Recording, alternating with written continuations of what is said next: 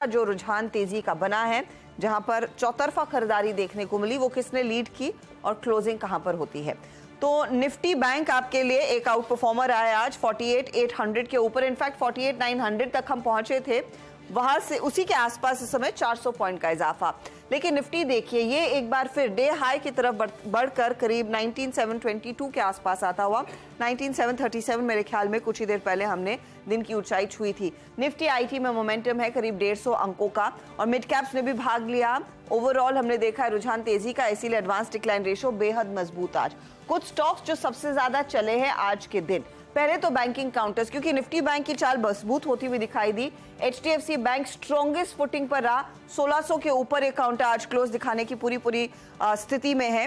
फिर इसका साथ दिया है ICICI bank, IndusInd bank, Axis bank, इन सब में भी हमने देखा अच्छे खासे गेन्स बनते दिखाई दिए हैं।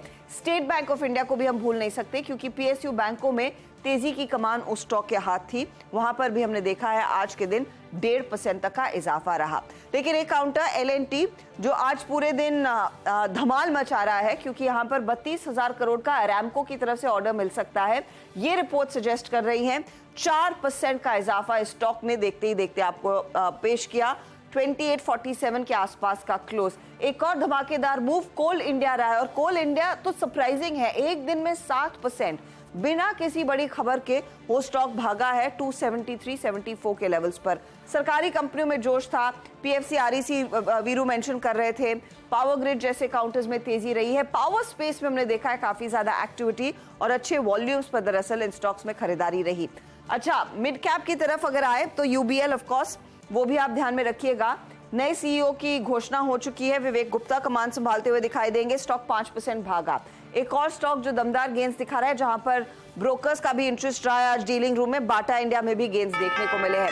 हीट मैप में अब आपको नजर आएगा कितनी तेजी देखी गई है आज के दिन। और ओवरऑल यहां पर आप देखिएगा चुनिंदा काउंटर्स ही थे जहां पर मुनाफा वसूली रही। ये वो दिग्गज काउंटर्स, हमने बैंकों की बात की, एलएनटी की बात की, कोल इंडिया की बात की, लेकिन आईटी में टेक महिंद्रा, एचसीएल टेक जैसे काउंटर्स, टीसीएस जैसे काउंटर्स में तेजी रही। एलटीआई माइंट्री भी 1.25% ऊपर रहा है। विप्रो में भी तेजी रही। साथ ही साथ एसबीआई लाइफ और एचडीएफसी लाइफ में गेंस देखने को मिले।